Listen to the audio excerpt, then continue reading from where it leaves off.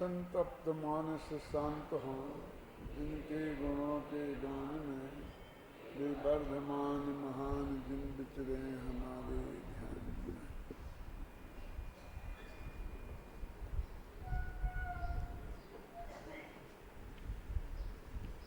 समय सार परमागम की 49वीं गाथा की चर्चा चल रही है, जिसमें अरस, अरूप, अगंध, स्पर्श और अशब्द इन 5 बोलों के 30 बोल, फिर अनिर्दिष्ट संस्थान और उसके बाद अब अव्यक्त के बोलों की बात चल रही है।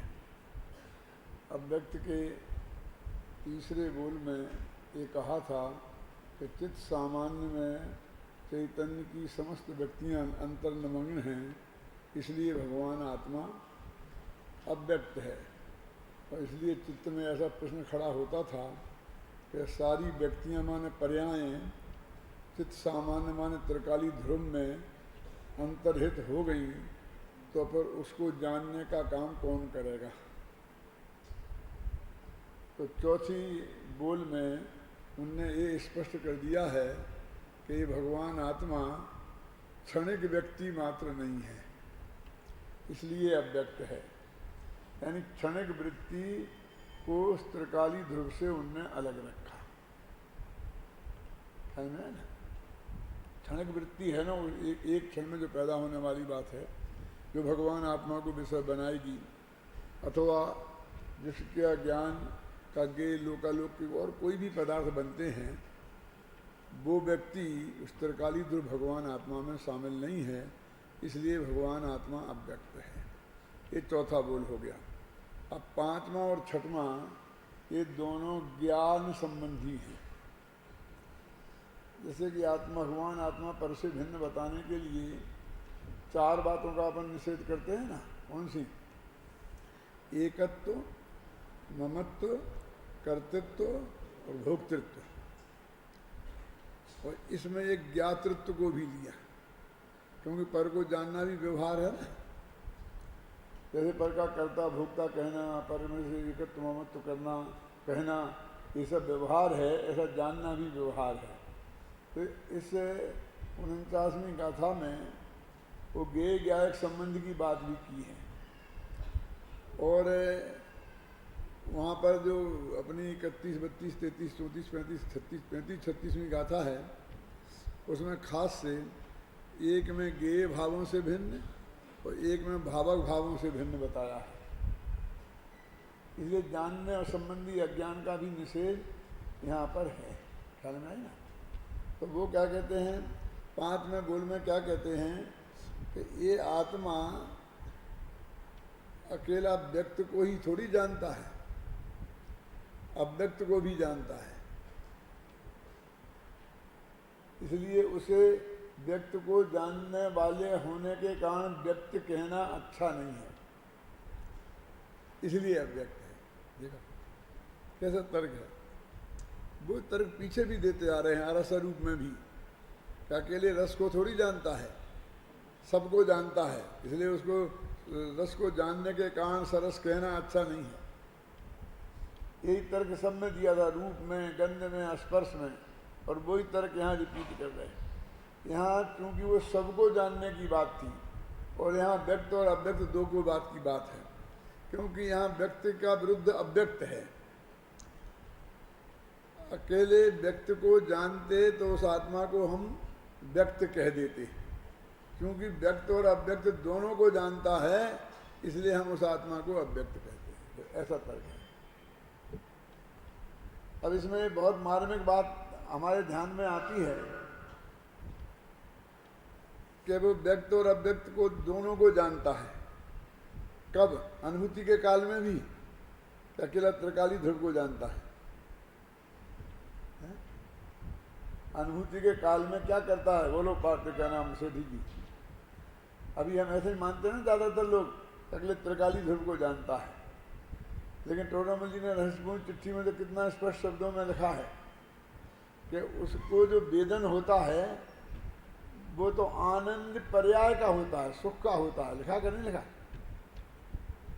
तो पर्याय को नहीं जानता, वेदन हो गया। विद्यमान तो जानना ही होता है, तो सुख गुण और शामिल कर दो तो हम उसे वेदन बोलते हैं। ज्ञान गुण में सुख गुण शामिल कर दिया तो मुझे वेदना बहुत हो रही, अनुकूल वेदन प्रतिकूल वेदन, ख्याल में ही ना। लेकिन जानना तो उसमें शामिल है ही है। तो जब वो जो सम्मा दर्शन किसी जीव को हुआ और उसने त्रिकाली जो भगवान आत्मा को जाना और उसमें अपनापन किया, तो उसी समय जो अतीन्द्रिय आनंद की कणिका जगी है ना, उसको वो जानता है कि नहीं जानता है। तो वो व्यक्त है, तो व्यक्त को भी जाना, और त्रिकाली ध्रुव अव्यक्त है तो अव्यक्त को भी जाना, तो दोनों को जानता है। इसलिए अकेला अव्यक्त को जानता है, अकेला व्यक्त को जानता है, ऐसा कहना सही नहीं है। और जो अनुभूति नहीं हो तब 18वीं गाथा याद कर लो कि अनुभूति स्वरूप भगवान आत्मा आबाल गोपाल सभी के नित्य अनुभव में आ रहा है। क्या है, कितना साफ लिखा है। तो मतलब बाहर का जगत तो ध्यान में आ ही रहा है, और अनुभूति स्वरूप भगवान आत्मा भी अनुभव में आ रहा है ना। इसलिए व्यक्त और अव्यक्त दोनों को ही हमेशा जानता है। वो सबर प्रकाशक है ना असलियत में, माने एक ही बात सब जगह मिलती चली जाती है। टोडरमल जी ने अनुभूति प्रत्यक्ष इस विषय के बारे में मुल्तान वालों ने टोडरमल जी को एक प्रश्न लिखा था, क्या कि आत्मा जो आता है ना, आत्मा अनुभूति के काल में, तो आत्मा प्रत्यक्ष होता है कि परोक्ष, ऐसा प्रश्न किया था। संदर्भिष्टि जीव को आत्मा प्रत्यक्ष होता है कि परोक्ष, तो उन्होंने कहा कि प्रत्यक्ष और परोक्ष ये तो ज्ञान के भेद हैं, संबंध श्रद्धा के भेद ही नहीं है। क्या कि शास्त्र में तो ऐसे लिखा है सुसंवेदन प्रत्यक्ष।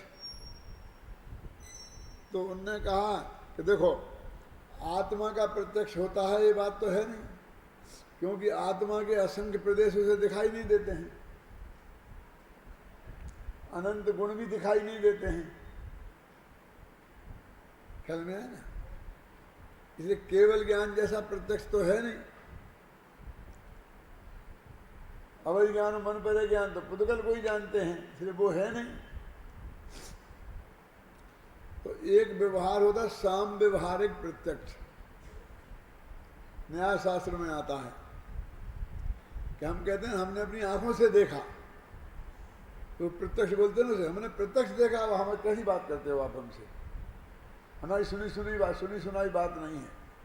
एक कैसा पागल है कि आंख से देखा तो प्रत्यक्ष हो गया और कान से सुनी परोक्ष हो गई, जबकि कान भी एक इंद्री है और आंख भी एक इंद्री है। या तो दोनों ही प्रत्यक्ष होंगे या दोनों ही परोक्ष होंगे। कितना साफ है। अब सुनकर देखा था, देख कर देखा, लेकिन हम लोग में तो ऐसे ही चलता है कि मैंने अपनी आंखों से देखा, कि मैंने तो सुना है साहब। तो सुने को हम प्रमाणिक नहीं मानते हैं और देखे को प्रमाणिक मानते हैं। तो लोक में कहते हैं, वहाँ पर न्याय शास्त्र की जो परिभाषा है एक प्रत्यक्ष की, विशदम प्रत्यक्षम, कि निर्मल ज्ञान को प्रत्यक्ष कहते हैं। ऐसी भी व्याख्या है, अक्षम अक्षम यद वर्तते तत् प्रत्यक्षम। तो अक्ष माने होता है आत्मा, जो सीधा आत्मा से जानने में आए तो उसे प्रत्यक्ष बोलते हैं। और अक्ष माने इंद्रियां भी होता है भाग्य से, तो इंद्रियों से जानने में आए उसे प्रत्यक्ष बोलते हैं। तो साम व्यवहारिक प्रत्यक्ष की व्याख्या करनी हो तो इंद्रियां अर्थ कर लो उसका, और असली प्रत्यक्ष जो है ना, सकल प्रत्यक्ष जिसे बोलते पारमार्थिक प्रत्यक्ष केवल ज्ञान, तो आत्मा की बात कर लो। तो टोडरमल जी ने ऐसा लिखा कि जैसा हमें आपकी शक्ल दिख रही ना और आपको मेरी दिख रही, अनुभूति में आत्मा इतना साफ भी नहीं दिखता।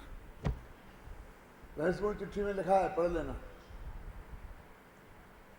क्या यानी इतनी स्पष्टता भी नहीं है, विशदता नहीं है।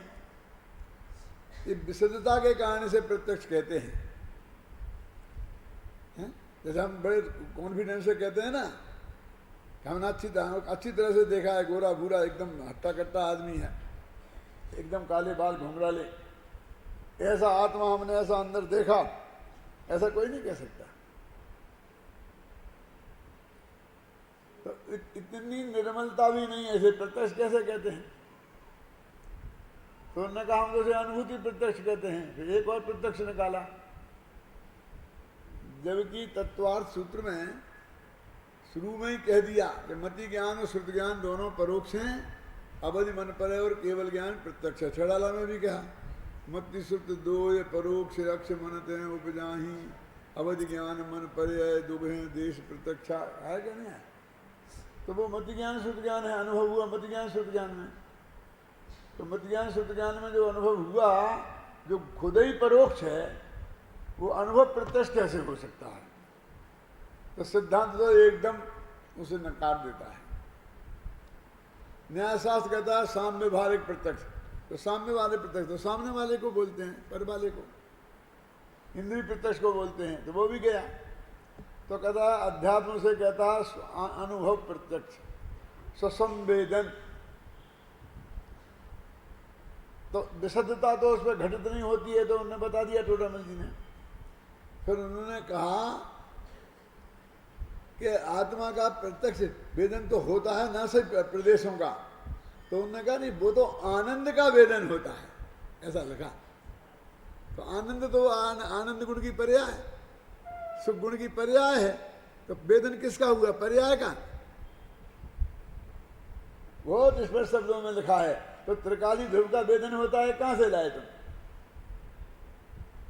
तो क्या हुआ फिर कि त्रिकाली ध्रुव जो हमारे जानने में आया था गुरु मुख से और आगम पढ़कर स्पष्ट हुआ था, उसको ही हमने सीधा अंतर्मुख वृत्ति होकर जब उसे अनुभव किया, ख्याल में आई ना, तो उसमें आनंद की कणिका जगी, बोलते रोमांच हो आता है, उन्होंने लगा ना टोडामल जी ने।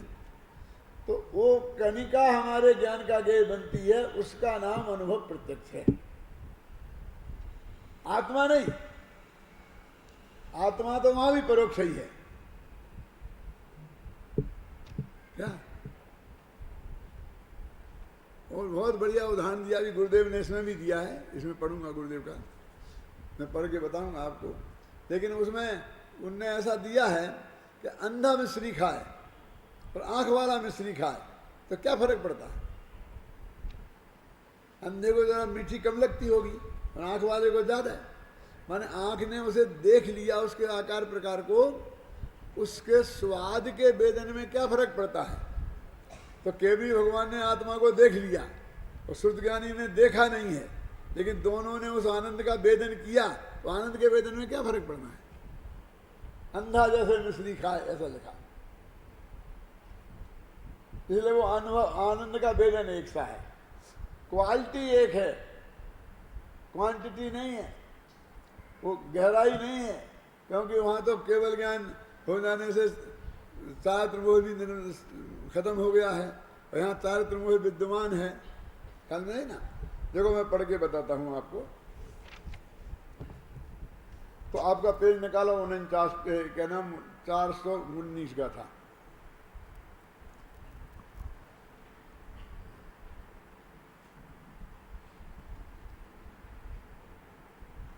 ये अलंग ग्रहण के प्रकरण में है।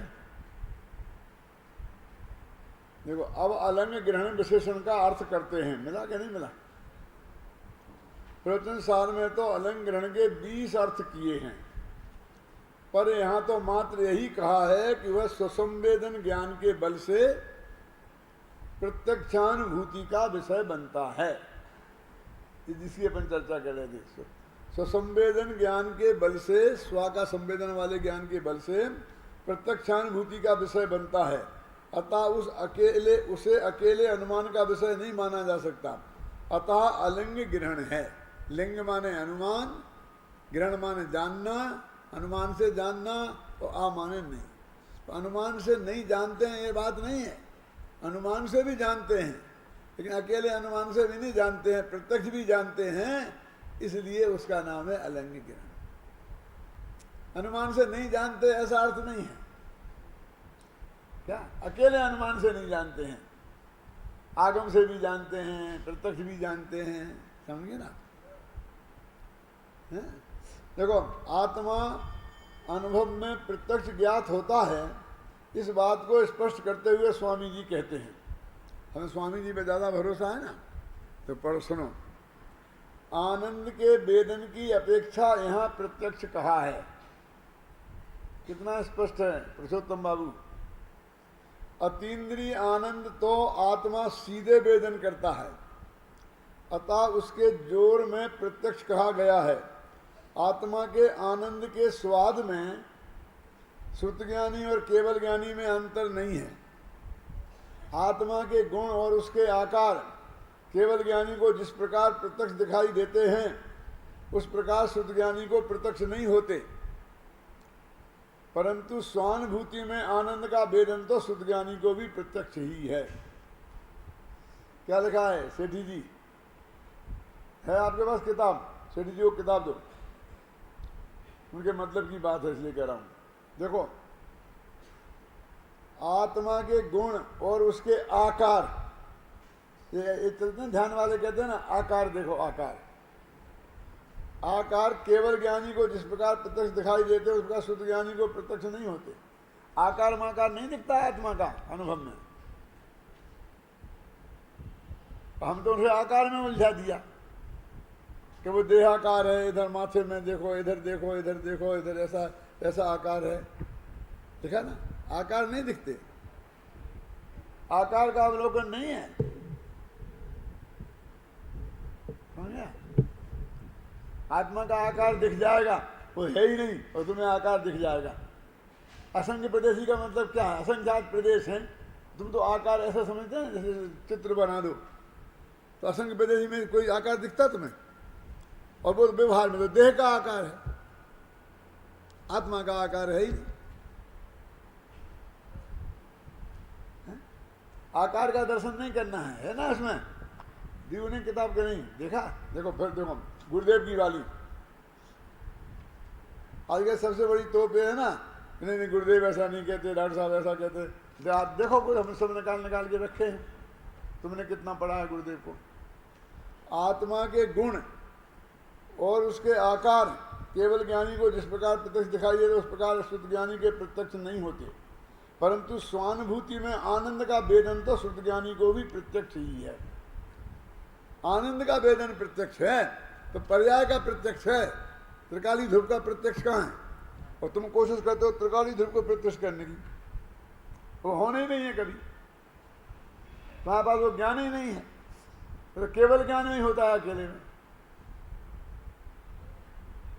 आत्मा में अनंत गुण हैं और असंख्य प्रदेश हैं, मानना क्या नहीं मानना? मानना है तो केवल ज्ञानी की सर्वज्ञ की वाणी लिखी उससे ही मानना पड़ेगा। तुम्हें तो जब केवल ज्ञान हो जाएगा तब दिखेंगे, और तुम यदि उसे देखने का हट करोगे तो केवल ज्ञान तो बहुत दूर, सम्मा दर्शन भी नहीं होगा, 13वां गुणस्थान तो बहुत दूर, चौथा भी नहीं होगा। अब कोशिश करो, आकार देखो, आकार देखो, ऐसा ऐसा सा देखना, सिद्धों जैसा देखना। तूने सिद्ध देखे हैं? बोल, सिद्ध किस आकार के होते हैं? किस आकार के होते हैं? अरे पद्मासन और खरगासन तो होते ही हैं, लेकिन जिन्हें आकाश में फेंक दिया, आप समझ रहे ना? और कितने कितने जैसे देह के जैसे ऐसे ऐसे देह तिरछी हो गई तो हम तिरछे भी होंगे भी सिद्ध जरा में। अंतिम समय में जब देह छोड़ी तब देह कैसी थी उसी आकार में रहेंगे कि नहीं रहेंगे?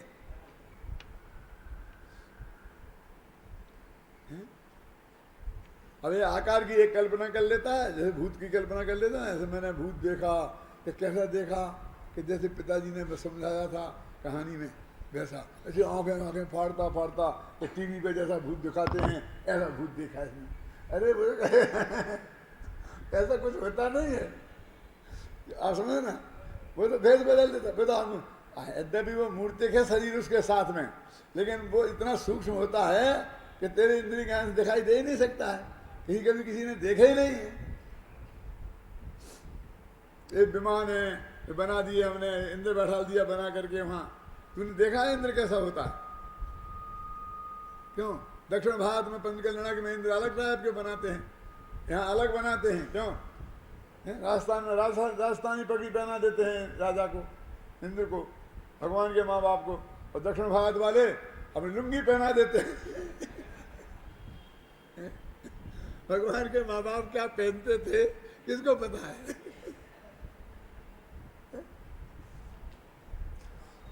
जब जो 6 दिसंबर को बाबरी मस्जिद का वो हुआ था ना विवादित ढांचा का ध्वंस, तब मुख्यमंत्री के बाद मेरा भी 20 मिनट का भाषण टीवी पे बुलाया था। मुख्यमंत्री के तत्काल बाद 20 मिनट धर्म सिंह शेखावत थे और 20 मिनट का मेरा। तो मैंने मालूम क्या बोला था वहां कि क्यों लड़ते हो? ये हमारे यहाँ अयोध्या का वर्णन आता है जैन शास्त्रों में, वो तो बहुत लंबी चौड़ी थी, 12 योजन लंबी और 9 योजन चौड़ी, तो 72 मील चौड़ी और 92 मील 96 मील लंबी, इतनी लंबी चौड़ी थी। और इतने बड़े एरिया में कौन माई का लाल बता सकता था कि राम का जन्म यहाँ हुआ था कौशल्या के अलावा? और कौशल्या यहाँ है नहीं, क्यों? तो इतना ही तो लिखा है शास्त्र में कि अयोध्या में जन्म हुआ था। तो अयोध्या जो आज इतनी सी सिकुड़ी हुई है वो थोड़ी अयोध्या है। अयोध्या का मतलब तो क्या था, समझ गए आप?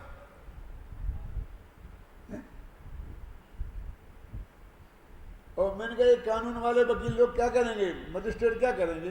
ये न्यायाधीश इसका फैसला नहीं कर सकते। क्यों?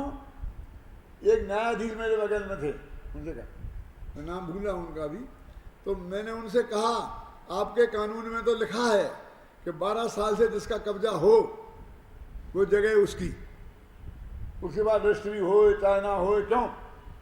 12 साल से कब्जा हो और दूसरा आदमी के पास रजिस्ट्री नहीं हो, किसी के पास भी नहीं हो, तो 12 साल से जिसका कब्जा है उसकी, तुम क्या फैसला दोगे? बोलो हिंदुओं को स्वीकार है कि 12 साल से, तो हम जानते हैं कि मस्जिद पे मुसलमानों का कब्जा था।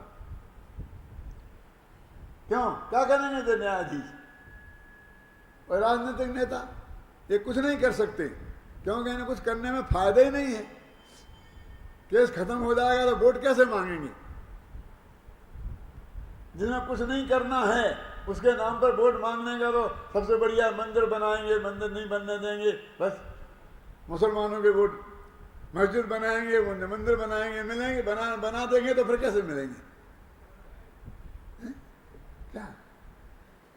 तो कौन करेगा इसका फैसला? मैंने कहा कि ये संत लोग, विद्वान लोग जिनके कब्जे में असलियत में जनता है, जिनकी बात जनता सुनती है, ये संत लोग दोनों तरफ के एक साथ बैठकर और कुछ भी फैसला कर लें, कोई विरोध नहीं करेगा। क्या? और आधार ये है, एक मंदिर भी बना दो बहुत बढ़िया गवर्नमेंट की तरफ से, एक मस्जिद भी बना दो बहुत बढ़िया 2 किलोमीटर दूर जरा।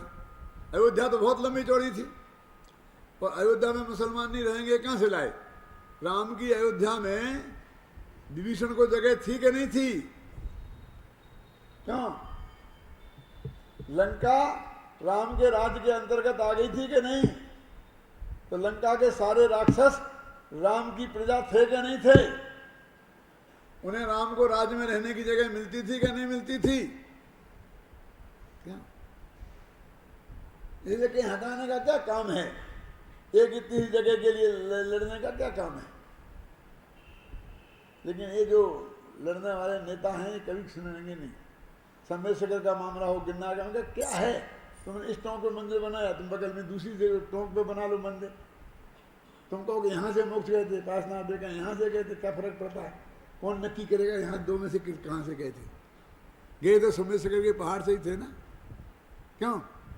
गिन्ना जी की तुम एक टोंक बना लो बढ़िया एकदम, जहाँ किसी का झगड़ा नहीं हो। आखिर गिन्ना जी से तो गए थे क्या नहीं, लेकिन कोई नहीं सुनेगा, कोई नहीं मानेगा, क्योंकि जिसकी नेतागिरी उनके आधार पर चलती है। समझ में आया कि नहीं है? वे काय को मानेंगे? तो सारी जनता ने, वो भारतीय जनता पार्टी ने और कांग्रेस ने, दोनों ने ही मेरा भाषण बहुत पसंद किया। और दोनों ने कहा कि ये भाषण हमें सुनना है, आपको हमारी सभा में आके बोलोगे? मैं जरूर बोलेंगे। इनकी में भी बोली मैंने, उनकी में भी बोला। तो मेरे कहने का मतलब ये है कि क्या कि आकार दिखता ही नहीं है। टोडरमल जी साहब लिख रहे हैं। अब आकार देखने की तुम कोशिश करोगे तो सारी जिंदगी में तुम्हारी प्रैक्टिस का क्या होगा? क्यों करते रहना, कुछ हाथ लगने वाला नहीं है। देखो, आत्मा के आनंद के स्वाद में श्रुत ज्ञानी और केवल ज्ञानी में अंतर नहीं है। आत्मा के गुण और उसके आकार केवल ज्ञानी को जिस प्रकार प्रत्यक्ष दिखाई देते हैं, उस प्रकार श्रुत ज्ञानी के प्रत्यक्ष नहीं होते। परंतु स्वानुभूति में आनंद का भेदन तो श्रुत ज्ञानी को भी प्रत्यक्ष ही है। जिस प्रकार अंधा पुरुष शक्कर खाए या देखने वाला पुरुष शक्कर खाए, तो टोडरमल जी का मिस्री शब्द है, इन्हें अनुवाद में शक्कर लिखा। तो इससे उसके मिठास के वेदन में कोई अंतर नहीं है। अंधा पुरुष शक्कर को प्रत्यक्ष नहीं देखता, परंतु उसे शक्कर की मिठास के स्वाद में कोई कमी नहीं है। उसी प्रकार आत्मा के आनंद के वेदन में तो श्रुत ज्ञानी और केवल ज्ञानी में कोई अंतर नहीं है। यहाँ अलिंग ग्रहण शब्द का अर्थ शब्दार्थ के रूप में ऐसा समझना कि लिंग माने अनुमान, ग्रहण माने जानना, आ माने नहीं। तात्पर्य ऐसा है कि भगवान आत्मा प्रत्यक्षानुभूति का विषय होने से अकेले अनुमान से नहीं जाना जाता, अतः अलंग ग्रहण है। प्रवचन सार में तो 20 अर्थ हैं इसके। अगर प्रवचन सार के प्रवचन मेरे ख्याल से हो गए, इस पर अपना कैसेट होंगे, जिनको सुनना हो कैसेट भी ले सकते हैं, और अपना प्रवचन सार अनुशीलन भी प्रकाशित हो गया है, तो उसे भी लेकर के पढ़ सकते हैं। 20 अर्थ अलंग ग्रहण शब्द के। अरस, अरूप, अगंध, स्पर्श, अशब्द, अव्यक्त, अनिर्दिष्ट संस्थान और अलंग ग्रहण, ये 8 विशेषण तो निषेध परक हैं कि आत्मा ऐसा नहीं है, ऐसा नहीं है, ऐसा नहीं है। भले ही भाषा पॉजिटिव कर दी है, रस नहीं है की जगह अरस है, लेकिन आखिरकार जो आ शब्द तो निषेध वाचक ही है ना। परंतु चेतना गुण वाला यह 9वां विशेषण विधि परक है। चेतना गुण आत्मा का मूल स्वभाव है। आचार्य अमृतचंद्र ने आत्मख्याति में इसकी महिमा बताने वाले अनेक विशेषण लगाए हैं, जो आत्मख्याति के अर्थ में दिए जा चुके हैं। सुनो, अब आत्मख्याति में देखें अपन, अपने समय निकालो समय साथ।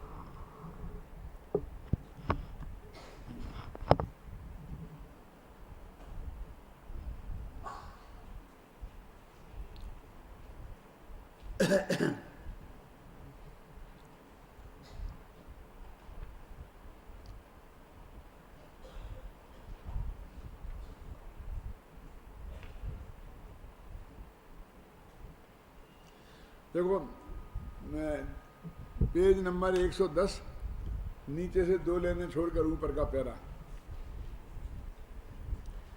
जिसने अपना सर्वस्व भेद विज्ञानियों को सौंप दिया है, क्या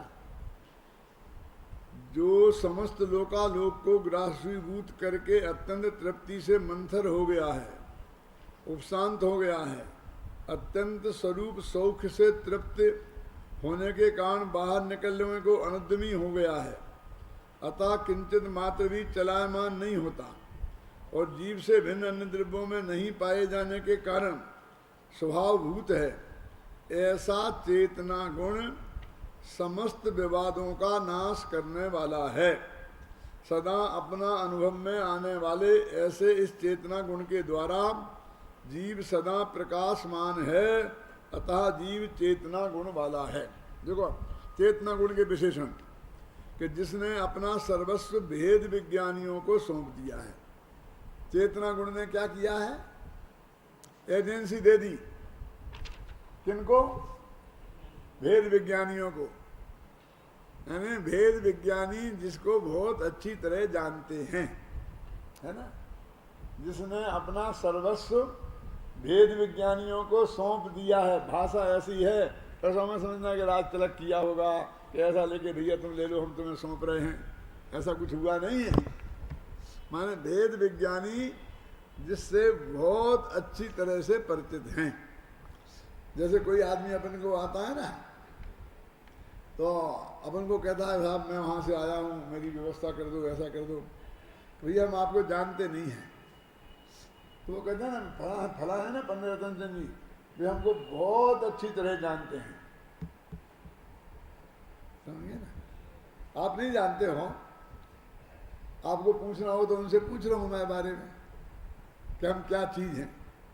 क्यों ऐसा कहता है? भगवान आत्मा ने, चेतना गुण ने भेद विज्ञानी को अपना सर्वस्व सौंप दिया। मैंने भेद विज्ञानी उसे बहुत अच्छी तरह जानते हैं। कोई क्या हमें तो दिखाई नहीं देता, नहीं दिखाई देता, नहीं दिखाई देता, कि नहीं देता होगा, भेद विज्ञानियों को बहुत अच्छी तरह दिखाई देता है। पहला विशेषण, जो समस्त लोकालोक को ग्रासीभूत करके अत्यंत तृप्ति से मंथर हो गया है, उपशांत हो गया है। क्या कह रहे थे? इसका क्या अर्थ है कि इस जीव को लगा देते हैं ना, आ जाती है अपने आप लाइट, बंद कर दी, खत्म हो गया क्या?